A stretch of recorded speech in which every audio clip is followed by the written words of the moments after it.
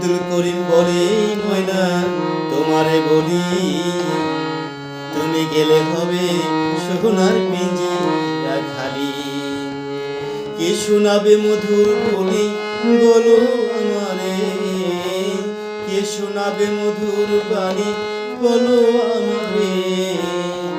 তুমি তোমারে পুষিলাম কত যতনে, আমার মাটির পিঞ্জিরায় সোনার ময়না রে।